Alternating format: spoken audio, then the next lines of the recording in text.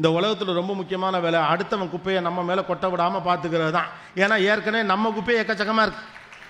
இல்லை ஊராம்ட்டு குப்பையெல்லாம் வாங்கி சேர்க்கல, என்ன கிளுகிழுப்பு வேண்டி கிடக்கிறது. எழுத்து விட்டு பையனும் மாடி வீட்டு பொண்ணும் இப்போ ஒன்றா பைக்கில் போனதை இப்போ பார்த்தது வழியாக இப்போ உங்களுக்கு என்ன நடந்துருச்சு? அது வரலாற்று முக்கியத்துவம் மிக்கதா? சந்தோஷமாக பாருங்கள், அழகாக போச்சு இல்லை அப்படின்னு சொல்லிட்டு போயிட்டே இரு, முடிஞ்சு போச்சு. என்னப்போ ஹாப்பியாக இருக்கணும்.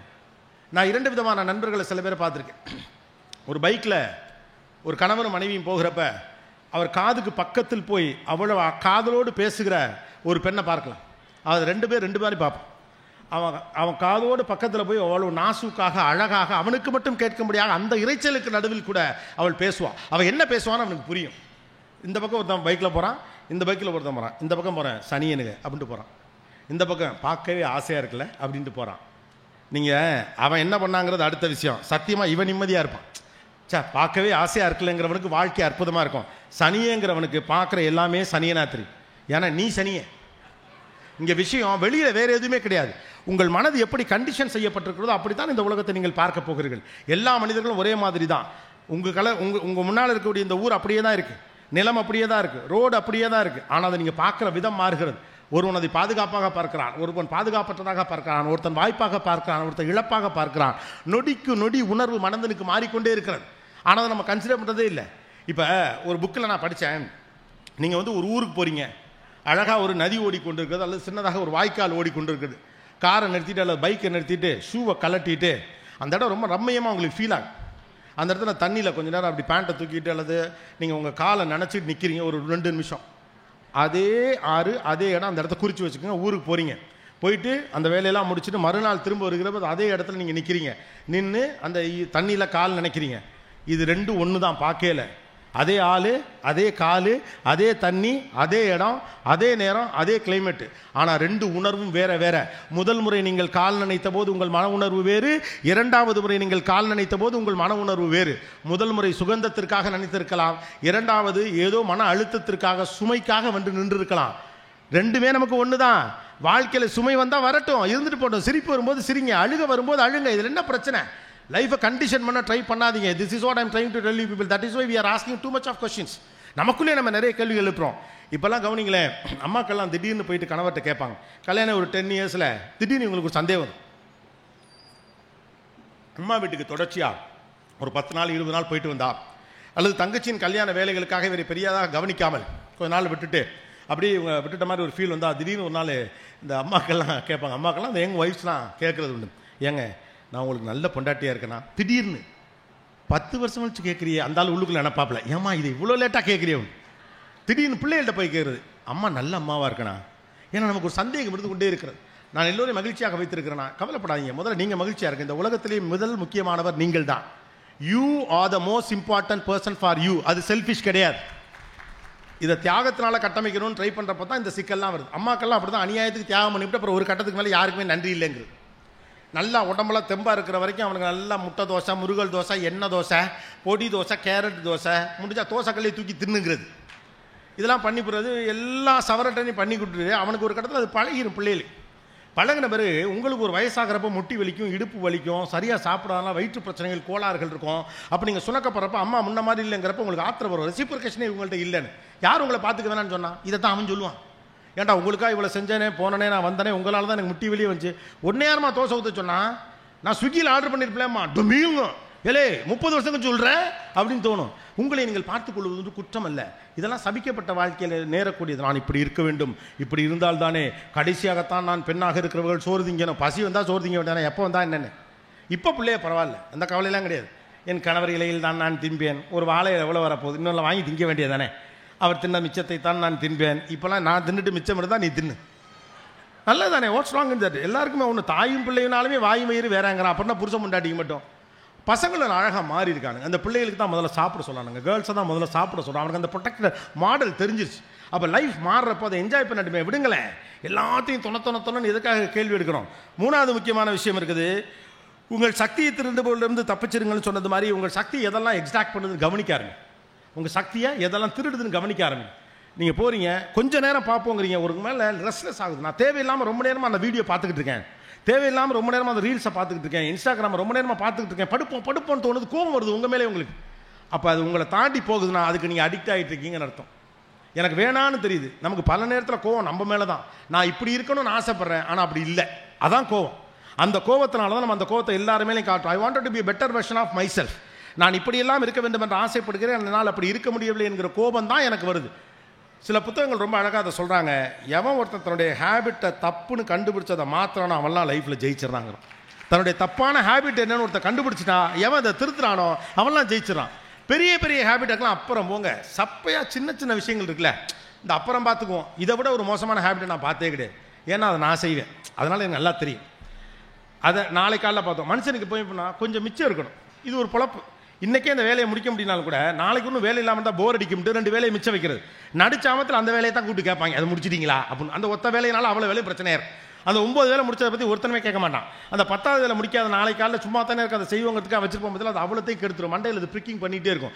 சின்ன சின்ன விஷயம் தான் அரிச்சுக்கிட்டே இருக்கும். ஓங்கி ஒரு குத்துனா வலிக்காது. லேசாக அந்த நகக்கண்ணில் ஒரு குண்டூசி வச்சு குத்துங்களேன், நைட்டு முழுக்க அதை அப்படியே பிடிச்சிக்கிட்டே இருக்க வேண்டியது. அவ்வளோதான். த ப்ரிக்கிங் திங்ஸ் பில்ட் அப். சின்ன சின்ன மிஸ் ஆகிற விஷயங்கள்லாம் சேர்ந்து ஒரு பைல்டை ஒரு எரிச்சலை உண்டாகும். இந்த ஹார்ட் டிஸ்கை சேஃப் ஆவீங்க, ஹாப்பி ஆவீங்க. மனுஷன்லாம் நல்லவன் முதல்ல நம்ப ஆரம்பிக்கணும். அவ்வளோ மோசமான மனுஷங்கள்லாம் இந்த உலகத்தில் கிடையாது. நாமளாகத்தான் கருவித்துக் கொள்கிறோம். எல்லா மனிதர்களும் மோசமானவர்கள் என்று நினைக்கிறவர்களுக்கு மோசமான மனிதர்கள் கண்ணுக்கு தெரிகிறார்கள். மனிதர்கள் நல்லவர்கள் என்று நம்புகிறவர்கள் நல்லவர்கள் கண்ணுக்கு தெரிகிறார்கள். அவ்வளோதான். நீங்கள் இந்த சமூகத்தையும் பிரதி எடுக்கிறீர்கள். அவ்வளோதான். நீங்கள் எப்படி இருக்கீங்களோ அப்படி தான் இந்த உலகமும் இருக்கும். நான் தான் சொல்லலை, எல்லாருக்கும் இந்த உலகம் ஒன்று தான். பார்க்குற பர்செப்ஷனும் புரிந்து வைத்திருக்கக்கூடிய முறைமையும் தான் மாறிக்கொண்டே இருக்கிறது. ரைட்டா? ஸோ உங்கள்கிட்டேருந்து உங்களுடைய நேரத்தை பிடுங்கக்கூடிய எல்லாத்தையும் ஒதுக்குங்க. நேரத்தை பிடுங்கிறது கூட பெரிய பிரச்சனை கிடையாது. அதை விட பெரிய பிரச்சனை உங்கள் ஆற்றலை இது பிடுங்குகிறதுன்றதை நீங்கள் கவனிக்கணும். எதுவெல்லாம் உங்கள் பிள்ளைகளின் ஆற்றலை பிடுங்குகிறது, எதெல்லாம் உங்களுடைய ஆற்றலை பிடுங்குகிறது, அவங்களெல்லாம் தள்ளி வைங்க, தப்பே கிடையாது. அடுத்து ரொம்ப முக்கியமான விஷயம், உங்களுடைய நேரத்தை முதல்ல நம்ம நேரத்தை நம்ம மதிக்கிறப்ப தேவையில்லாத இடையூறுகள் நமக்கு இருக்கவே இருக்காது.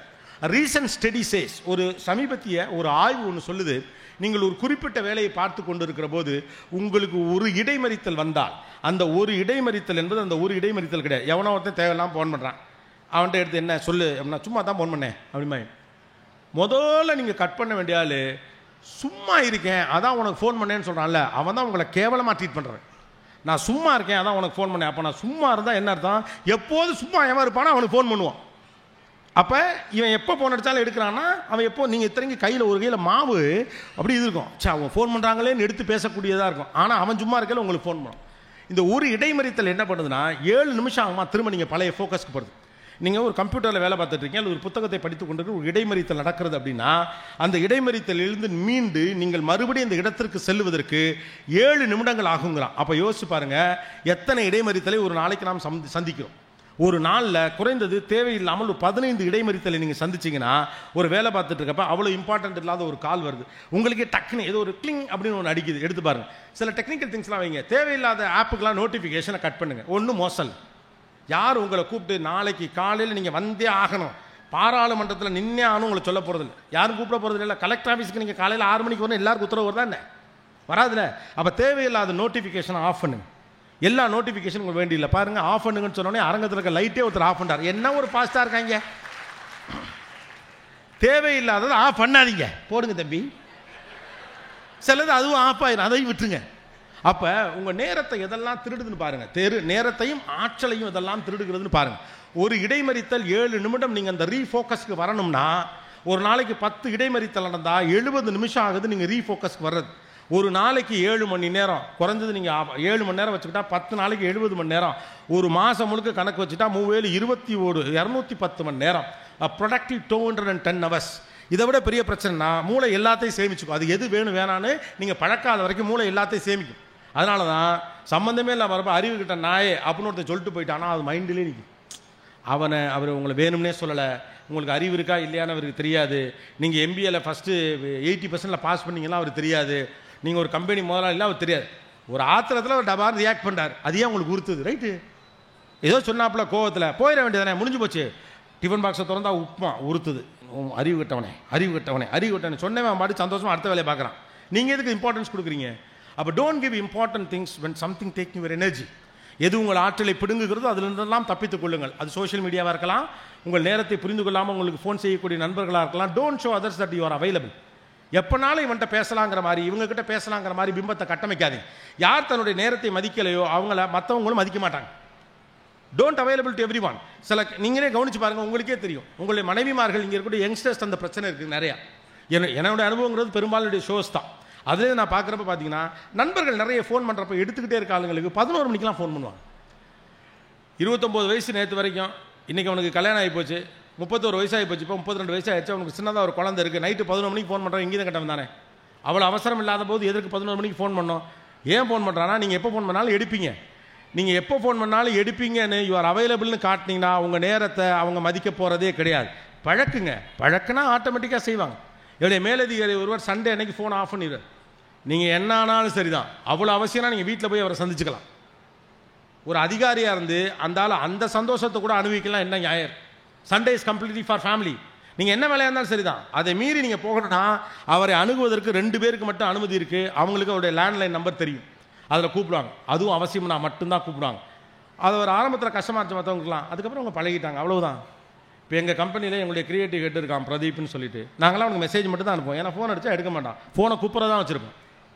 முதல்ல மெயில்களுக்கு பதில் அனுப்புவதற்குன்னு ஒரு நேரம் ஒதுக்குங்க. வந்தால் ஒவ்வொருத்தரையும் மெயில் அனுப்பாதீங்க. இந்த வாட்ஸ்அப்பில் காலையில் ரோசாப்பூ படம் அனுப்புகிறவன், வணக்கம் சொல்கிறவன், அப்புறம் கண்ட ஃபார்வேர்டு அனுப்புகிறவன், நம் நட்பு மிகச்சிறந்தது அப்படின்னு பாட்டு அனுப்புறது, இதுக்கெல்லாம் பதில் போடாதீங்க. முதல்ல இதெல்லாம் ஓப்பன் பண்ணாதீங்க. நீங்கள் ஓப்பன் பண்ணாட்டி அவன் திரும்ப அனுப்புனானா என்ன அர்த்தம்? அவன் வெட்டியாக இருக்கான்னு அர்த்தம். சரியா இல்லையா? தினந்தோறும் ஒன்று அனுப்புறது. நம்மளும் சரி, நம்ம கடமை பணி செய்து கிடப்பதுன்னு அதை ஃபார்வேர்ட் பண்ணி விட்டு, இது எதுக்குன்னு அவனும் பார்க்கல, நீங்களும் பார்க்கல, ஜிபி தேவையில்லாமல். சில பேர் நைட்டு 12 மணிக்கு கழுத்தை இருக்கிற ஒரு காட்சியை பார்த்துட்டு நைட்டே ஃபார்வேர்ட் பண்ணி விட்டுருவான். காலையில் எந்திரிச்ச உடனே மூஞ்சியை கழுவுறதுக்கு முன்னால் நம்ம எடுத்து அதை பார்த்தோன்னா ஒருத்தன் சொதேன்னு கழுத்தில் ஊற்றுவான். அவனால நீங்கள் கூட்டியாக வச்சு என்ன பண்ண போறீங்கன்னு கேட்குறேன். Away from the corrupted things, whatever it is, whatever the thing which captures your energy unnecessarily, go away from that. அதனால தான் சொல்கிறான், அந்த காலத்துலேருந்தே சொல்கிறான், காதை புத்து வாயை மூடு கண்ணை மூடுன்ட்டான். தேவையில்லாத பார்க்காத, தேவையில்லாத பேசாத, தேவையில்லாத கேட்காத. What you consume matters. உங்கள் ஆற்றலை செழுமைப்படுத்துவது என்பது நீங்கள் கன்சியூம் பண்ணக்கூடிய விஷயந்தான். நைட்டு 6 பரோட்டாவை சால்னாவில் ஊற்றி அடிச்சா மறுநாள் காலையில் நெஞ்சரியும், கக்கா போகிறது கஷ்டமாக இருக்கும் அப்படிங்கிறது உடனே தெரிகிறதுனால கொஞ்சம் கவனமாகறீங்க. ஆனால் தேவையில்லாத ஒரு விஷயத்தை நீங்கள் ரிசீவ் பண்ணி அது உங்கள் மூளைக்கு சென்சரியாக அனுப்புனா, உங்கள் மனசில் அது போய் பதிஞ்சா அது எத்தகைய பாதகங்களை விளைவிக்குன்னு உடனே தெரியாதனால நீங்கள் அதை கன்சியூம் பண்ணுறீங்க. வயிற்றுக்கு கன்சியூம் பண்ணுறதை விட ரொம்ப முக்கியம் மனசுக்கு நீங்கள் என்ன கன்சியூம் பண்ணுறீங்கிறதா. எவ்வளோ நல்ல பாருங்கள், நல்லது பேசுனா லைட்டு வந்துடும். ஓகே, இப்படி பல சுச்சுவேஷன் லைஃப்பில் வரணும். நம்ம இது மாதிரி மேனேஜ் பண்ணிட்டு போயிட்டே இருக்க வேண்டியதுதான். ஒருத்தர் வேணும்னா ஆஃப் பண்ண போகிறாரு, இப்போ நம்ம இப்படி கூட நினைக்கலாம், எவனா ஒருத்தர் சரி பண்ணுறான்டா, நாம் பேசுகிறது பிடிக்காம ஒருத்தன் ஆஃப் பண்ணுறான்டா, ரொம்ப நேரமாக நினச்சிட்டு இல்லை இந்த தம்பி தான் சைட்லேருந்து பேசிகிட்டு இருக்காப்லன்னு. கடைசியில் பார்த்தா அது ஏக்கோ. அது மாதிரி ஒவ்வொன்றுத்துக்கும் காரணம்லாம் தேடிட்டுலாம் இருக்க வேண்டாம். கோ சிம்பிள், மூவ் ஆன். எதெல்லாம் அது இது பண்ணுதோ எனர்ஜைஸ் ஒரு எனர்ஜி, அவ்வளோதான். இந்த இந்த இந்த இந்த ஏரியாவை நீங்கள் ஹாப்பியாக வச்சுக்கிட்டு உண்டை பண்ணுங்கள். இதுக்கு முன்னால் உங்கள் ஈகோ ஒன்றுமே கிடையாது. உங்களுக்கும் உங்கள் உற்ற நண்பருக்கும் தகராறு, அல்லது உங்களுக்கும் உங்கள் மனைவிக்கும் தகராறு. 3 நாள் கழித்து கர்மம் எப்படி பேசத்தானே போகிறீங்க இல்லையா? ஒரு 3 நாள் கழித்து வேறு ஆளும் இல்லை, எங்கே போய் தொலையுது? கடைசியில் அந்த மாட்டை தான் நீங்கள் சரண்டர் ஆகணும், இல்லை அவர்கிட்ட தான் நீங்கள் போய்ட்டு ஏதோ பண்ணணும். 4 நாளா? அதான் அவங்க கெப்பாசிட்டி. 1 நாள் தானா? பாவம், ரொம்ப இலகுன மனசு போட்டு. எப்படி 3 நாள் கழித்து பேசத்தான் போறீங்கன்னா கர்மம் முத நாளே சாரி சொல்லிட வேண்டியது தானே. இப்போ எது முக்கியம், உங்கள் ஈகோவா உங்கள் மனசு நிம்மதியா? இந்த 3 நாள் எவ்வளோ கற்பனை வரும் பாருங்க. கற்பனை, நான் ஏன் இவ்வளோ கட்டினேன், இந்த பக்கம் இந்த மனுஷனை தவிர எவ்வளோ அலைன்ஸ் எனக்கு வந்துச்சு, இவனை போய் கட்டினேன், அதுவும் இப்படி கட்டியிருந்தா கூட பரவாயில்ல, இவளையா 7 வருஷம் காதலிச்சேன், இவனுக்காகவா வந்த அலைன்ஸ்லாம் வேண்டாட்டியும் ஒரு வேலை இல்லாத வெட்டிப்பேல கல்யாணம் பண்ணேன். எங்கள் அப்பா வீட்டில் நான் எவ்வளோ மகிழ்ச்சியாக இருந்தேன், எங்கள் அம்மா என்னை எப்படி பார்த்துருச்சு, நான் ஓஹோன்னு இருந்தவன், நான் ராஜாத்தி மாதிரி சந்தோஷமாக இருந்தவன், மழையிலே வெயிலில் எனக்கு பிடிச்ச மாதிரி ஒரு வாழ்க்கை வாழ்ந்துக்கிட்டு இருந்தேன். இவன் ஆரம்பத்துலேருந்தே அப்படி தான் பண்ணுறான். இந்த ஆள் கல்யாணம் பண்ண நாள்லேருந்து இந்த ஆள் மாறிட்டான். அவங்க அம்மா மோசம், அவங்க அப்பா மோசம், அவங்க அக்காக்காரி சொல்லி கொடுக்குறா, அவங்க அண்ணே மோசம், அவங்க தம்பி மோசம், அதுவும் நாத்தனாக்காரி இருக்காளே அவள் தான் அவ்வளோ சொல்லி கொடுக்குறா. இது எல்லாம் அவரை வெறுக்கிறதுக்காக கஷ்டப்பட்டு நீங்கள் தேடுகிற காரணங்கள். ஏன்னா உங்களுக்குள் இருக்கக்கூடிய அந்த பாசிட்டிவ் எனர்ஜி மைனஸ் ஆகி நெகட்டிவ் எனர்ஜியாக மாறுறப்ப ஒருத்தரை வெறுப்பதற்கு தேவைப்படக்கூடிய எனர்ஜி எல்லாத்தையும் நீங்கள் கலெக்ட் பண்ண ஆரம்பிங்க. உங்கள் எல்லாருக்கும் ஒன்று தான், ஒருவர் மீது நீங்கள் பிரியத்தோடு இருக்கிறீர்கள், அவரோடு உங்களுக்கு ஒரு சின்ன பிணக்கு ஏற்படுகிறதுனா பல்ல கடிச்சுக்கிட்டு அவங்க செஞ்ச நல்லதை யோசிச்சு பாருங்கள். அந்த நல்லதை மட்டும் அந்த நேரத்தில் நீங்கள் யோசிச்சிட்டீங்க, இந்த எனர்ஜி கிராஸ் பண்ணுறது ரொம்ப கஷ்டம். அப்போ கஷ்டப்பட்டு 3 நாள் அந்த ஆள் மேலே வெறியேற்ற போகிறீங்க. ஆனால் மனிதர்கள் எவ்வளவு நல்லவர்கள் பாருங்கள். நீங்கள் இவ்வளோ தான் உங்கள் மனசை கெடுத்து வச்சா கூட அந்த 3 நாளில் கொலகாரப்பா இதுக்குள்ளே டைவர்ஸ் லெவலுக்கு முடிவு பண்ண கேரக்டர் சில இருக்குது, அது தனி. அவங்க அண்ணன்கிட்ட எல்லாம் கூப்பிட்டு இதுக்கு மேலே ஆகாதானே, அவங்க அண்ணனுக்குலாம் போர் வச்சுக்கே போடி 3 மாதத்துக்கு கொடுத்தா தான் சொல்கிறேன், ஒன்று பண்ணி தொலை இல்லாட்டி வந்து வாழ்ந்து தொலைன்ட்டு அந்த ஆள் விட்டுருவாப்ல. 3 months ஒன்று அவன் அண்ணனுக்கு அதெல்லாம் பொழுதுபோக்காருங்க. பரவாயில்லடி இவர் 3 நாள் கழிச்சு திரும்ப கூப்பிடு, அப்போ இதே மூடில் இருந்தால் நம்ம பேசுவோம் பாரு. 3 நாள் கழிச்சு 2 பேரும் குரூப் காலில் வருவாங்க. மச்சான் அப்படிமாப்ல எப்போ வரீங்க வீட்டுக்கு அப்படிம்பாங்க. 3 நாள் கழிச்சு எப்படி 2 பேரும் சந்தோஷமாக சேரத்தான் போகிறோம். அதுக்குள்ளே எதுக்கு இவ்வளோ வெறுப்பை சேமிக்கணும்? அது எந்தோ ஒரு இடத்துல போய் சேரும்ல மைண்டில். அது சிலதுனால அப்படியே அந்த குடம்பு வத்த நீங்கள் ரொம்ப சுண்டை வச்சுட்டிங்கன்னா சட்டியில் ஒட்டிக்கும். அதை எடுக்கிறது ரொம்ப சிரமம். அந்த லெவலுக்கு பகைமை வளர்க்காது. இதை விட்டால் யார் இருக்க போகிறா உங்களுக்கு? இந்த உலகத்திலே உங்களை யார் அதிகம் நேசிட போகிறா? உங்கள் வீட்டில் இருக்க மனிதர்களை விட உங்களை நேசிப்பதற்கென்று இந்த உலகத்தில் யாராவது இருக்காங்களா என்ன? உங்களை கடைசி வரை நேசிக்க போவது உங்கள் கணவன் தான். உங்களை கடைசி வரை நேசிக்க போவது உங்கள் மனைவி தான். பிள்ளைகள்கிட்ட கூட அந்த கேரண்டி நீங்கள் எதிர்பார்க்க முடியாது. ஏன்னா அவன் பொண்டாட்டியை நேசிப்பான். எப்படி உங்கள் புருஷன் அவர் பொண்டாட்டியை நேசிக்கிறாரோ. இப்போ என் ஃப்ரெண்டு ரொம்ப அழகாக சொன்னான் கல்யாணத்துக்கு முன்னாலே, நான் என் பொண்டாட்டி பேச தான் கேட்பேம்மா, இப்போவே நீ சொல்லிட்டே நாளைக்கு பண்ணி குறைபட்டுக்கக்கூடாது அப்படி. இந்த கல்யாணத்துக்கு முன்னாலெல்லாம் சொந்தக்காரங்களாம் இருக்கப்போ சொல்கிறான், சபையிலே சொல்கிறான். அப்போ எங்கள் அம்மா என்ன தம்பி விளையாட்டாக பேசுகிறியா அப்படின்னா, விளையாட்டாக பேசலாமா, சீரியஸாக தான் பேசுகிறேன். நீ எங்ககிட்ட அடிக்கடி என்ன குறைபட்டுப்ப, அப்பா என் பேச்சையே கேட்க மாட்டேங்கிறான்னு குறைபட்டுக்கிட்டேன். நீ பட்ட கஷ்டத்தை நம்ம வீட்டுக்கு வரப்பில்ல கஷ்டப்படலாமாம்மா, அதனால் அவன் சொல்கிறதா நான் கேட்பேன்னா சொன்னபடி அவன் சொல்கிறதா அவன் கேட்குறான். எல்லாத்தையும் விட்டு விட போகிறாங்களா என்ன? அதானே நல்லது. அப்போ எப்படியும் அந்த மனிதரோடு நீங்கள் உறவாட போகிறீர்கள் என்றால் எதற்காக இவ்வளவு பகைமை? எதற்காக அதுக்குள்ளே நீ சேவ் பண்ணி வச்சிருந்த பியூட்டிஃபுல் எனர்ஜி எல்லாத்தையும் டப்புன்னு மாற்றுறீங்க? மனிதன் நல்லவன், முதல்ல நம்புங்க. Humans are so beautiful. இந்த உலகத்தில் அற்புதமான கிரியேச்சர் நான் மனிதனை தான் பார்க்குறேன். கழுத்தை கடிச்சு கொதறி இன்னொருத்தனையும் ஜாம்பி ஆக்கிற ஒரு மனிதன் கூட நான் மனிதனாக தான் பார்ப்பேன். நான் இந்த இடத்துல நிற்கிறதுக்கு எல்லா இடத்துலையும் மனிதர்களே காரணமாக இருந்திருக்கார்கள். கோவிதுக்கு கவிதை வரும் என்பதற்காக தேடி தேடி அல்லிமால் ஷீட்டில் நோட்டு புத்தகங்கள் வாங்கி பைன் பண்ணி அழகழகாக எழுதி கொடுத்தது நண்பர்கள் தான். என்னை மேடையேறி அழகு பார்க்க வைக்க வேண்டும் நினைத்தது என்னுடைய மனிதர்களும் என்னுடைய நண்பர்களும் என்னுடைய உறவுகள் தான். இன்னைக்கு நம்ம இந்த இடத்துல உட்கார்ந்து நிற்கிறதுக்கு பின்னால் இவ்வளோ மனிதர்கள் தான் காரணம். நீங்கள் கொடுத்த இடத்துல தான் நான் நிற்கிறேன் இல்லையா?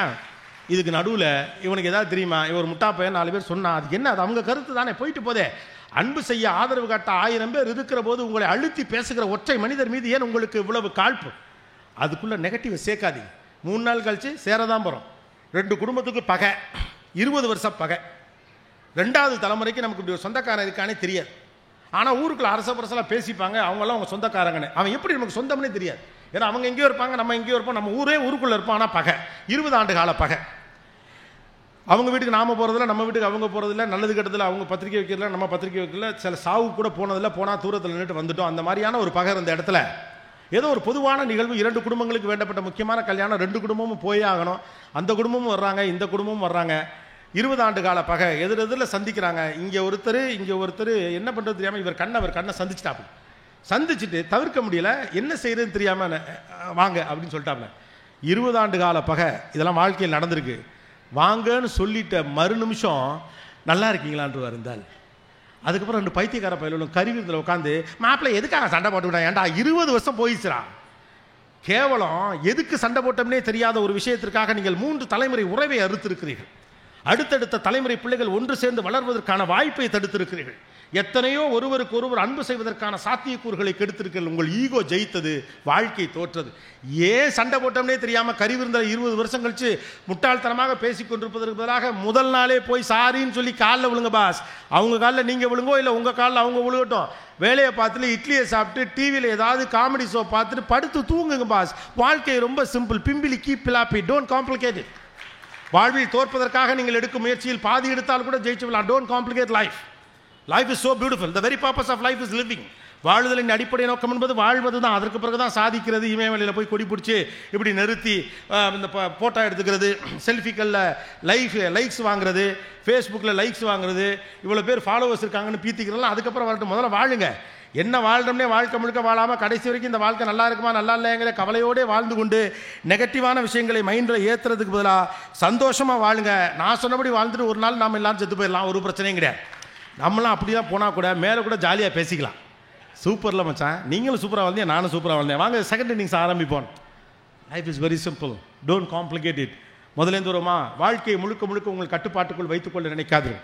எப்போது நீங்கள் கட்டுப்பாட்டுக்குள் வைத்துக்கொள்ள நினைக்கிறீர்களோ அப்போது அது தவறுகிற போதெல்லாம் உங்கள் மனசுக்கு வழி வரும். வாழ்க்கையில் சில விஷயங்கள் நடப்பதற்கு சில காரணங்கள் இருக்கிறது. ஒன்று நடப்பதற்கும் ஒரு காரணம் உண்டு, நடக்காமல் போவதற்கும் ஒரு காரணம் உண்டு. எல்லாவற்றையும் கேள்வி கேட்டுக்கொண்டு உங்களை தொந்தரவு செய்து கொண்டே இருக்காதீர்கள். 3வது, ஏன் இப்படி செய்கிற என்ற கேள்விக்கு பின்னால் உங்கள் அகம்பாவம் தான் ஒளிந்திருக்கிறது. அக்கறை இல்லை என்பதை புரிந்து கொள்ளுங்கள். 4வது, சில நேரங்களில் சில சின்ன விஷயங்களை அப்படியே கடந்து போவதன் வழியாக எளிமையான ஒரு வாழ்க்கை முறையை நீங்கள் தேர்வு செய்து கொள்ளலாம். 5வது, இந்த வாழ்க்கை என்பது துயரமானது என்ற அந்த கருத்திலிருந்து வெளியே வாருங்கள். வாழ்க்கை என்பது மகிழ்ச்சியானது. 6வது, பிள்ளைகளிடம் இந்த பயத்தை பெரிய அளவுக்கு திணிக்காதீர்கள். வாழ்க்கை குறித்து உங்கள் பயத்தை தொலையுங்கள். 7வது, சிரிப்பு வந்தால் சிரியுங்கள், அழுகை வந்தால் அழுங்கள், மரணம் வந்தால் மரணம் வந்துவிட்டு போகட்டும், வாழும் வரை மகிழ்ச்சியாக வாழ்ந்துவிட்டு போகிற ஒரு வாழ்க்கையை பாருங்கள். 8வது, நீங்கள் நினைத்த ஷேப்பில் தான் உங்களுக்கு எல்லா பரிசுகளும் கிடைக்க வேண்டும் என்று நினைக்காதீர்கள். உங்களுக்கு கடவுள் எல்லா இழப்பிலும் ஏதோ ஒரு விதையை விட்டு விட்டு தான் போவான். இழப்பை கவனிக்கிறவன் இழப்பை கவனிக்கிறான், விதையை கவனிக்கிறவன் விதையை கவனிக்கிறான். லைஃப்பில் நீங்கள் நினச்ச இடத்த அடையணும் அப்படிங்க நினச்சிங்கன்னா உங்களுக்கு தேவைப்படக்கூடிய இந்த மனத்தினுடைய எனர்ஜியை பத்திரமாக சேமிச்சு வைங்க. மனதின் ஆற்றலை பத்திரமாக சேமித்து வைத்திருப்பதுதான் ரொம்ப முக்கியமானது. 10வது, இந்த மனதின் ஆற்றலை திருடுகிற மனிதர்கள் கருவிகள் எதுவாக இருந்தாலும் விலக்கி வையுங்கள். வாழ்க்கை எளிமையானது. சண்டை இல்லாத வீடு கிடையாது இல்லையா? சட்டி வாணினா முட்டத்தான் செய்யும், மூக்குனா சளி பிடிக்கத்தான் செய்யும். பெரும்பாலும் சண்டைகள் இருந்தா தாங்க வீடு. சண்டைகள் இருந்தா தானே வீடு. இப்படித்தான் காலையிலிருந்து சண்டை போட்டாங்க, ஓயாது சண்டை. கடைசியில் அந்த கணவன் பார்த்தாரு, இவளும் ஓய மாட்டேங்கிறா, நானும் ஓயில. சரி எங்கேயோ அப்படியே வெளியில் போயிட்டு வந்தோம்னா கொஞ்சம் மனசு ரிலாக்ஸ் ஆகுன்னு வந்து ஸ்கூட்டரை எடுத்தார், ஸ்டார்ட் பண்ணார். ஸ்கூட்டர் ஸ்டார்ட் ஆகலை. அந்த அம்மாவை நினச்சி மறுபடி முதிச்சாரு, மறுபடி ஸ்டார்ட் ஆகலை. நிறுத்தி போட்டு வந்து இதுவும் நம்மளை உயர வாங்குது சனிய அப்படின்ட்டு வந்து சோபால் உட்கார்ந்தாரு. அந்த அம்மா பார்த்துச்சு, காலையிலேருந்து நம்ம கூட கத்தி பாவ தொண்டையெல்லாம் அந்த மனுஷனுக்கு வறண்டு போயிருக்கு. சரி ஒரு காஃபியை போட்டு கொடுப்போமே அப்படின்னு அந்த அம்மா காஃபியை போட்டு கொண்டுட்டு வந்துச்சு. உடனே இவர் முடிவு பண்ணாரு, ஓ காப்பியை கொடுத்து நீ சமாதானம் பண்ண பார்க்குறியா, இரு இதை வச்ச சண்டையை ஆரம்பிக்கிறேன் பாரு. காப்பி சூடாக இருந்தால் கேட்க போகிறேன், ஓ நான் நெருப்பு கோழியா இதை குடிக்கிறக்கு, இல்லை காப்பி ஆறி இருந்ததுன்னா நான் என்ன சூடு சொரணை இல்லாதவனா இப்படி கொடுத்துருக்கிறேன்னு ஆரம்பிப்போன்னு காப்பியை வாங்கினார்.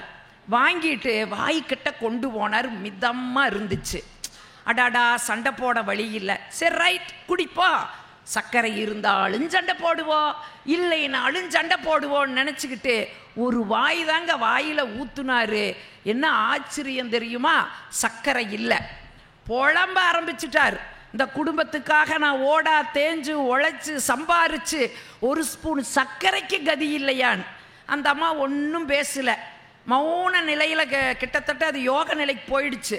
ஒரு ஸ்பூனை எடுத்துட்டு வந்தது, அந்த டம்ளருக்குள் விட்டு இப்படின்னு கலக்குச்சு. அப்புறம் குடிச்சாரு. சர்க்கரை இருந்தது.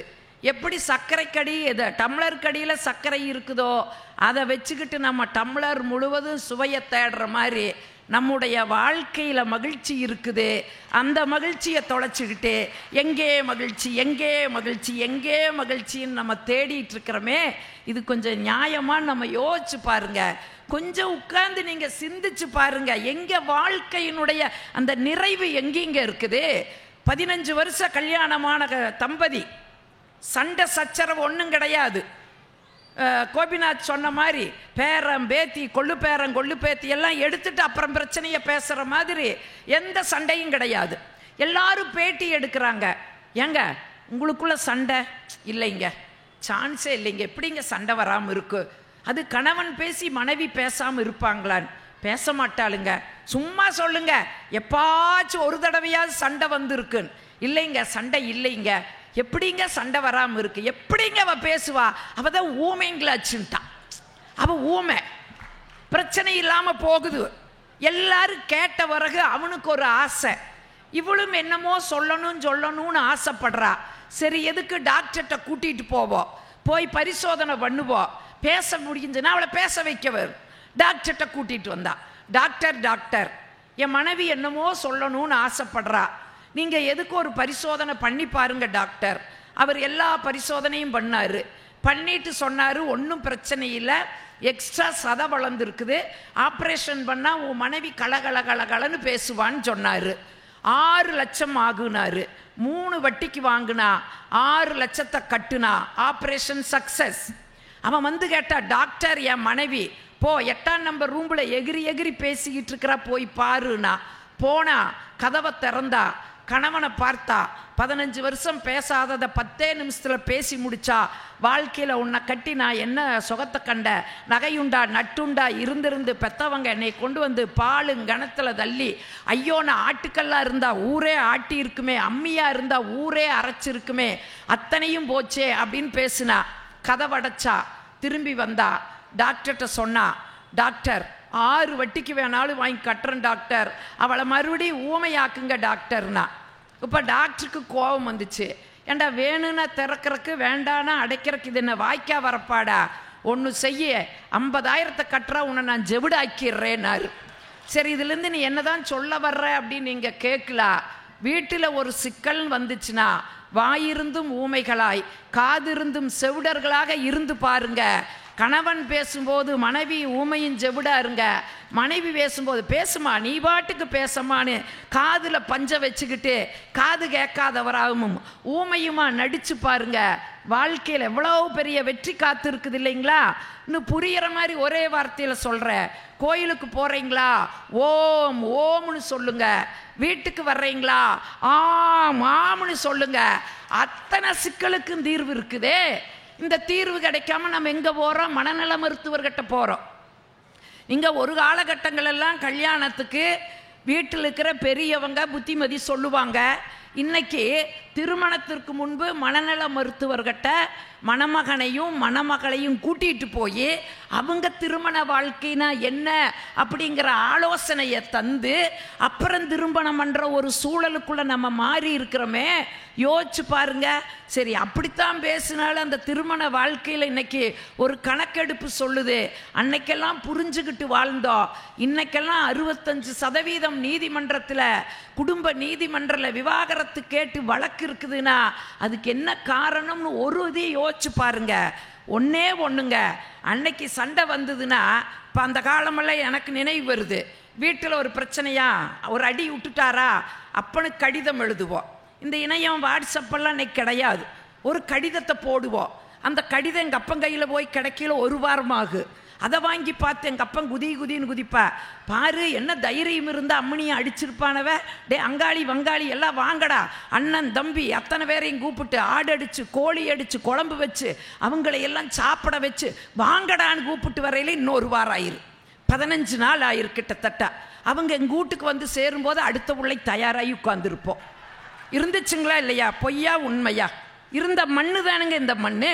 அப்படித்தாங்க வாழ்ந்தோம். உடனே இங்கே வருவாங்க, சந்தோஷமாக இருக்கிறத பார்த்துட்டு அட ஏதோ மாப்பிள்ளை கையை ஓங்கிக்கிறாரு, அம்மனி கழுத்தில் வட்டுடுது, அம்மனி இதுக்கு போய் ஒரு கடிதத்தை போட்டுக்கிட்டு சரி சரி சரின்னு இங்கேயும் கோழி அடிச்சு இங்கேயும் மாடு அடிச்சு இங்கேயும் சாப்பிட்டு எங்கள் வங்காளி மக்கள் எல்லாம் ஊர் போய் சேர்ந்தாங்களா இல்லைங்களா? சிக்கல் இருந்துதா? குடும்பத்தில் சிக்கல் இருந்துதா? இன்னைக்கு பேச முடியுமா? முன்னே வாட்ஸ்அப் ஆன் பண்ணுறா, பேசு மவளை பேசு. பேசாதக்கு முடிய வீடியோ எடுத்து அனுப்பிடுறா. ஏதாவது சொல்றதுக்கு முன்னாடி வெளியில் வந்துடுறா. வா வா அடி உத குத்து, இதை வீடியோ எடுத்து போட்டுடுறாங்க. ஒன்றுமே நடந்திருக்காதுங்க. ஒன்றுமே வாயில் ஒரு வார்த்தை தான் சொல்லியிருப்போம். வெளியில் வந்து முடிய அவுத்து போட்டு வா அடி உத குத்து, அதை மட்டும் அங்கே போகு. ஓ அடிச்சு போட்டாங்கடா. எவ்வளவு பெரிய சிக்கலுக்குள்ள நம்ம போயிருக்கிற. இதுக்கு என்ன காரணம் தெரியுங்களா? அன்னைக்கெல்லாம் என்ன பிரச்சனையா இருந்தாலும் கணவன் மனைவிக்குள்ளேயே பேசி தீர்த்துட்டாங்க. ஆனால் ஏன் இன்னைக்கு இந்த சூழல் வந்திருக்குதுன்னா, இங்கே 10 வருஷம் குழந்தை பாக்கியம் இல்லை ஒரு தம்பதிக்கு. 10 வருஷம் கழிச்சு அவள் பலாச்சோளம் மாதிரி ஒரு ஆம்பளை பையனை பெற்றுட்டா. பேர் வைக்கிறதுல சிக்கல் வந்துடுச்சு. என்ன பேர் வைக்கிறது? அந்த அம்மா சொல்லுது எங்கள் அப்பன் பேர் சிவசாமி வரணுங்குது. அவர் சொல்கிறாரு எங்கள் அப்பா கிருஷ்ணசாமி வரணுங்கிறாரு. 3 மாதம் 2 பேர் பேரே வைக்கல. தினம் சண்டை. பக்கத்து வீட்டுக்காரு பார்த்தாராட, என்னடா எப்போ பாரு சண்டை, சரி நம்மளாவது போய் நாட்டாமல் செய்யலான்னு வந்து என்ன பிரச்சனைன்னு கேட்டார். 2 பேரும் சொன்னாங்க. அந்த அம்மா சொல்லுது எங்கள் அப்பா பேர் சிவசாமி வரணுங்க. அவர் சொல்கிறாரு எங்கள் அப்பா கிருஷ்ணசாமி அந்த பேர் வரணும்னு. உடனே இவர் பார்த்தாரு நாட்டாம, ஓ உங்கள் அப்பா 2 அப்பம் பேரும் வரணும் அவ்வளோதானே, நான் ஒரு பேர் சொல்லுட்டானாரு. சொல்லுங்கண்ணா சிவராமகிருஷ்ணன் பேர் வைங்கன்ட்டாரு. 2 பேருக்கு ஒரு சந்தோஷம். எப்படி இத்தனை நாள் நம்மளுக்கு தெரியாமல் இருந்தது? சரி சிவராமகிருஷ்ணன் முடிவு பண்ணிட்டாங்க. உறம்பறைகளை எல்லாம் கூப்பிட்டு விட்டுட்டாங்க. வெடிஞ்சா பேர் வைக்கணும். 2 பேரும் பேசிக்கிறாங்க. எனக்கு சிவசாமி எங்கப்பனுங்க, கிருஷ்ணசாமி உங்கப்பனுங்க, இதாருங்க இடையில ராமனு. ஐயோ என்ன யார்வா? அவரைவே கேட்கலாம். பக்கத்து வீட்டை போய் கதவை தட்டுனாங்க. அவர் கேட்டார், என்னப்பா உப்ப பிரச்சனை? அதுதான் எல்லாம் முடிஞ்சு காலையில் பேர் வைக்க சொந்த பந்தமெல்லாம் கூப்பிட்டாச்சல்ல, என்ன பிரச்சனைன்னு. இல்லைங்க, எங்கப்பன் பேர் சிவசாமிங்க, அவங்கப்பன் பேர் கிருஷ்ணசாமிங்க, இது என்னங்க இடையில ராமன்னு. அவர் சொன்னார், எங்கப்ப ராமசாமின்னார். சந்தடி சாக்கில் அவர் சைக்கிள் ஓட்டிட்டு போயிட்டார். இது சிரிக்கலாம். என்ன சிந்தனை தெரியுங்களா? எப்பவுமே ஒரு குடும்பத்தில் ஒரு பிரச்சனைன்னு வரும்பொழுது 3வது நபர்கள் குறுக்கீடு வந்துச்சுன்னா இந்த 65% இதுதான். அந்த 3வது நபர்னு யாரை சொல்றேன் தெரியுங்களா? பெத்தவங்களையும் சேர்த்தித்தான் சொல்ற. என்னைக்கு உங்க பிரச்சனைகளை நீங்களே தீர்த்துக்குங்க அப்படின்னு சொல்றோமோ அன்னைக்கு தாங்க நான் சொல்ற இந்த வழக்கு குறையும்னு சொன்னா வாழ்க்கைக்குள்ள எவ்வளவு மகிழ்ச்சி இருக்குது. பெரும்பாலும் நம்ம வாழ்க்கைனா என்னன்னே தெரியாம ஓடிட்டு இருக்கிறோம். புத்தர் சீடர்கிட்ட கேட்டாரா வாழ்க்கைங்கிறது எது வரைக்கும்னு கேட்டாரா? சீடர்களை ஒருத்தன் சொன்னா 80 ஆண்டு நானா, இல்லைனாரா. இன்னொருத்த 70 ஆண்டு நானா, இல்லைனாரா. 60 ஆண்டுனா ஒருத்த இல்லைனா, ஒருத்த 50னா இல்லைனா. ஒரு 50 ஆண்டும் கூட ஒரு மனுஷன் வாழ மாட்டாரா குருவேன்னு கேட்டா, அப்ப புத்தர் சொன்னாரு, ஒரு கணப்பொழுதுதான் வாழ்க்கைனாரு. உள்ள போய் வெளியே வர காற்று நின்னுச்சுன்னா நம்முடைய வாழ்க்கை முடிஞ்சிடுது. நம்ம வாழ்க்கை என்பது ஒரு கணப்பொழுதுன்னு சொன்னார். நீங்க நான் சொல்றத கொஞ்சம் நுட்பமா கவனிங்க. ஒரு செய்தியோட நானும் முடிச்சிடுறேன். ஏன்னா பாவ எல்லாருமே ரொம்ப நேரமா காத்துட்டு இருக்கீங்க. ஒரு செய்தியோட நானும் முடிச்சிடுறேன்.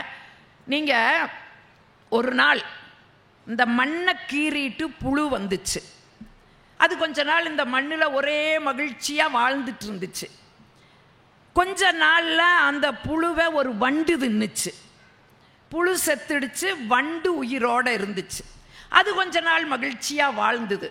ஒரு நாள் அந்த வண்டை ஒரு பூச்சி வந்து தனக்கு இரையாக்கிடுச்சு. இப்போ வண்டு இறந்தாச்சு, பூச்சி கொஞ்ச காலம் உயிரோடு இருந்துட்டு இருந்துச்சு. ஒரு நாள் அந்த பூச்சியை தவளை தனக்கு இரையாக்கிடுச்சு. இப்போ பூச்சி செத்தாச்சு, தவளை கொஞ்ச நாள் வாழ்ந்துட்டு இருக்குது. தவளையை பற்றி உங்களுக்கு தெரியும், நுணலும் தன் வாயால கெடுங்கிறது தவளைக்கு தான் பொருந்து. தவளை கொர்ற கொர்றன்னு கத்தியே பாம்புக்கு இரையாகு. ஒரு நாள் அப்படியே வயிறு நிறைஞ்ச மகிழ்ச்சியில் கொர்ற கொர்ற கொர்றன்னு கத்துச்சு. பாம்பு வந்துச்சு, ஈஸியாக தவளையை பிடிச்சிது, இரையாக்கிடுச்சு. இப்போ தவளை செத்துடுது. பாம்பு கொஞ்ச நாள் அப்படியே மகிழ்ச்சியாக வாழ்ந்துட்டு இருந்தது. ஒரு நாள் அப்படியே உயரமான இடத்துல கழுகு பறந்துச்சு. பறந்துட்டு இருக்கிற கழுகு கீழே பார்த்துச்சு. அப்படியே பாம்பு நெளிஞ்சுக்கிட்டு இருந்தது. அது கழுகோட கண்ணுக்கு ஒரு நூடுல்ஸ் மாதிரி தெரிஞ்சிருக்குது. நேராக கீழே வந்துச்சு, பாம்பை கொத்துச்சு. பாம்பு செத்துது. கழுகு கொஞ்ச நாள் வாழ்ந்தது. ஒரு நாள் ஒரு வேடுவன் வந்து வேட்டையாடுறக்கு போனான். அந்த கழுகை வேட்டையாடிட்டான். வேட்டையாடிட்டு கொண்டு வந்து மனைவி கையில் கொடுத்தா, இந்தா இதை கழுகு 65 செஞ்சு வை அப்படின்னு கொண்டு வந்து மனைவி கிட்ட கொடுத்தா. மனைவியும் அதை வாங்கி கழுகு 65 செஞ்சு வச்சா. அதை வேடன் தின்னா. அவன் கொஞ்ச நாள் மகிழ்ச்சியா வாழ்ந்தா. ஒரு காலத்துல அவன் இறந்துட்டா.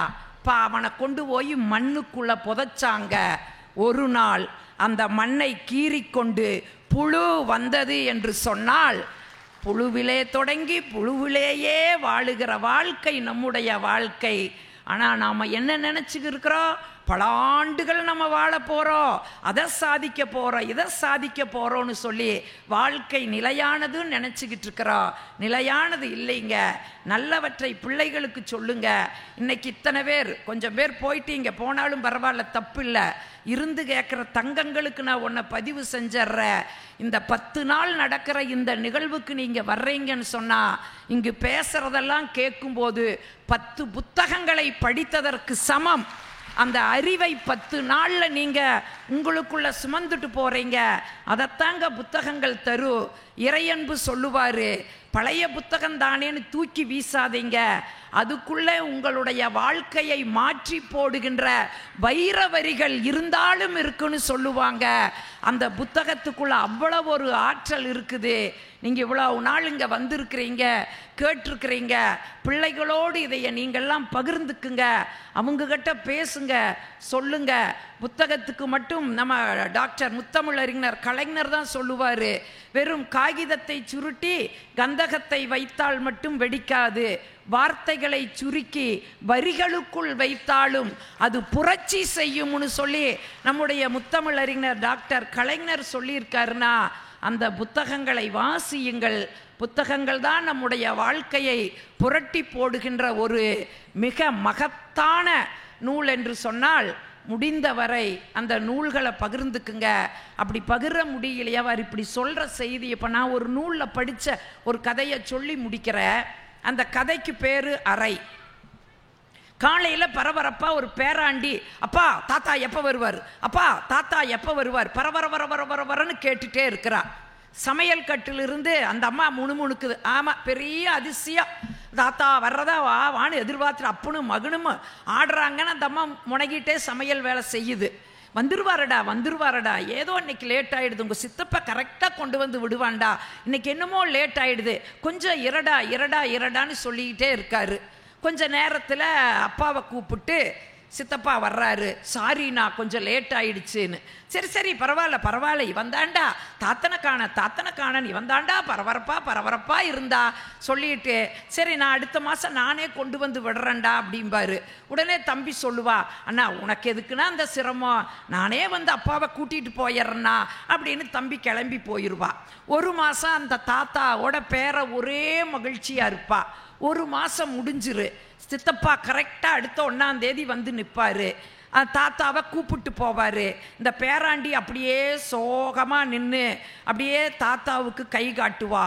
தாத்தா போன பிறகு அவங்க அப்பா கிட்ட வந்து கேட்பா, அப்பா தாத்தா இங்கே ஒரு மாதம் அங்கே ஒரு மாதம் இருக்கிறாராப்பான்னு. ஆமாம் தங்கோ, நாங்கள் 2 பேரும் ஒரு ஒப்பந்தம் பண்ணிட்டோம். ஏன்னா அது பாட்டி செத்த பிறகு தாத்தாவை யார் வச்சுக்கிறதுன்னு, அதனால் நீ ஒரு மாதம் வச்சுக்கோ, நான் ஒரு மாதம் வச்சுக்கிறதுன்னு எங்களுக்குள்ள ஒரு ஒப்பந்தம் போட்டங்கன்னு. அதனால தான் அங்கே ஒரு மாதம் இங்கே ஒரு மாதம் இருப்பாருன்னு. உடனே இந்த பையன் கேட்பா, ஏப்பா தாத்தா அங்கே ஒரு மாதம் இங்கே ஒரு மாதம் இருப்பார், தாத்தாவுக்கு 2 பையன் இருக்கிறாங்க, அதனால் ஒரு மாதம் இங்கே இன்னொரு மாதம் அங்கே, உனக்கு நான் ஒரே ஒரு பையன் தானப்பா, ஒரு மாதம் நான் வச்சுக்குவேன், இன்னொரு மாதம் உன்னை யாரப்பா வச்சுக்குவாங்கன்னு அந்த பையன் கேட்பா. இதுதாங்க கதை. உடனே அந்த வார்த்தை அவரோட கன்னத்தில் வந்து பலார்னு அரைஞ்ச மாதிரி இருக்கு. இப்போ இந்த செய்திகளையெல்லாம் நம்ம எங்கிருந்துங்க எடுக்கிறோம்? இந்த நூல்கள் இருந்து தான் நம்ம தேடிக்கிறது. மாதிரி எத்தனை ஜானகிராமன், அசோகமித்திரனோட கதைகள் எல்லாம் அவ்வளவு சிறப்பாக இருக்கோ. அதை இப்படி ஒன்று சொல்லி நான் முடிச்சிட்றேங்க.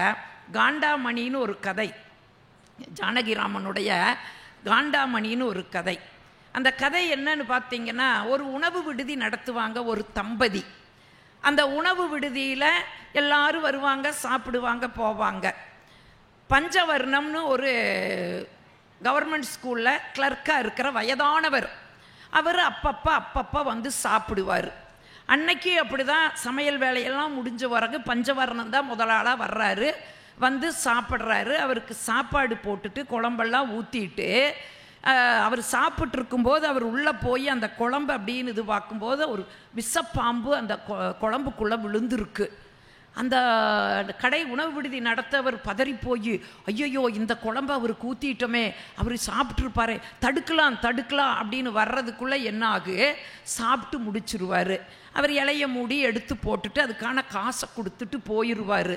உடனே தப்பு செஞ்சிட்டோன்னு மனசு கடந்து அவருக்கு அப்படியே பதறு, என்ன செய்யறதுன்னு தெரியல.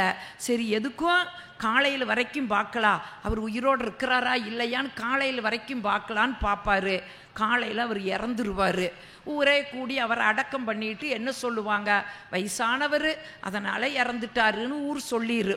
ஆனாலும் இவருக்கு அந்த மனசாட்சி என்ன பண்ணும் தெரியுமா, உறுத்திட்டே இருக்கும். ஐயோ யாராச்சுக்கு தெரிஞ்சா என்னை ஜெயிலில் கொண்டு போய் வச்சு என் கடையெல்லாம் க்ளோஸ் பண்ணி நான் வாழ்ந்த வாழ்க்கைக்கே அர்த்தம் இருக்காதே அப்படின்னு பார்த்தா அந்த ஊரில் ஒரு சிவன் கோயில் கோபுரம் பெருசாக சிவசிவான்னு எழுதியிருக்கு. அந்த சிவன் கோயிலை பார்த்துட்டு, சிவனே இந்த பிரச்சனையிலிருந்து என்னை காப்பாற்றி கொடுறா, எந்த நாளும் இந்த விஷயம் யாருக்கும் தெரியக்கூடாது, உனக்கு ஒரு பெரிய காண்டாமணி வாங்கி நான் கட்டுறேன், காண்டாமணினா பெரிய மணி, அதை வாங்கி கட்டுறேன்டா அப்படின்னு சொல்லி கும்பிடுவாரு. அப்புறம் யாருமே அதை பிரேத பரிசோதனை எதுவுமே பண்ணல. அந்த பஞ்சவர்ணத்தை கொண்டு போய் புதைச்சிட்டாங்க. அந்த பிரச்சனை முடிஞ்சிடுது. ஆனாலும் இவருக்கு என்ன ஆகும், மனசு உறுத்து. சரி, கடவுளுக்கு வேண்டி அந்த நேர்த்தி கடனை நிவர்த்தி பண்ணலான்னு ஒரு காண்டாமணியை வாங்கிட்டு போய் கோயிலில் கட்டிட்டு வந்துடுவா. கட்டுனதோட சிக்கல் தீராது. அது 3 வேளையும் ஆழகால பூஜை நடத்துவாங்க. அப்படி நடத்தும் போது அந்த காண்டாமணி டன்னு அடிக்கும். டன்னுன்னு அடிக்கும்போது இந்த உணவு விடுதி நடத்தவருக்கு பஞ்சவர்ணம், விஷப்பாம்பு, அந்த குழம்பு நினைவில் வரும். அதிலிருந்து மீண்டு வர்றதுக்குள்ள மத்தியான பூஜை டன்னு நடிக்கு. திரும்ப அதே பாம்பு, பஞ்சவர்ணம், அதே குழம்பு நினைவில் வந்து போகும். கதையை ஜானகிராமன் இப்படி முடிப்பார். குற்றத்திலிருந்து அவர் தப்பித்து விட்டார், ஆனால் குற்ற உணர்ச்சியிலிருந்து ஒரு பொழுதும் அவரால் தப்பிக்க முடியாதுன்னு சொல்லி அந்த கதையை நிறைவு செய்கிறார்னா, இது மாதிரி ஏராளமான பொக்கிஷங்களை நமக்கு தருவது தாங்க புத்தகம். வர்றீங்க 10 நாள் நல்ல செய்தியை கேட்குறீங்க, 10 நாளில் பையனா ஏதோ ஒரு புக்கை வாங்கிட்டு போங்க, 1 வருஷம் கூடி படியுங்க, அதை குடும்பத்தோடு பரிமாறிக்குங்க, அடுத்த ஆண்டு ஒரு புத்தகத்தை வாங்குங்க. நம்முடைய வீட்டில் புத்தகங்களும் நூலகங்களாகும். நம்ம குடும்பத்தில் இருக்கவங்களோடு நாம் உட்கார்ந்து வெட்டிக்கதை பேசுகிறப்போ, செல்ஃபோனை பார்த்துக்கிட்டு இருக்கிறப்போ, இந்த ஒரு கருத்தை பரிமாறும்போது நம்ம குடும்பத்தில் இருக்கிறவங்களுக்கு அது போய் சேரு. அவங்க இன்னொருத்தர்கிட்ட போய் சொல்லும்போது, எங்கிருந்து உனக்கு இந்த செய்தி கிடைச்சது, அப்படியே பல காதுக்கு போகும்போது நாமும் ஒரு படைப்பாளியாக மாறுகிறோம் என்று சொன்னால், புத்தகத்தை வாங்குங்கள், படியுங்கள். வாழ்க்கையைத்தான் படைப்பாளிகள் படைப்பாக தந்திருக்கிறார்கள். படைப்பாளிகளினுடைய படைப்புகள் தான் நம்முடைய வாழ்க்கை என்று சொன்னால் வியந்து கேட்ட உங்கள் அத்துணை பேரையும் வணங்கி விடைபெறுகிறேன். நன்றி, வணக்கம். இந்த தகவல் உங்களுக்கு பிடிச்சிருந்தா லைக் பண்ணுங்க, உங்க ஃப்ரெண்ட்ஸுக்கு ஷேர் பண்ணுங்க, மறக்காம எங்க சேனலுக்கு சப்ஸ்கிரைப் பண்ணுங்க.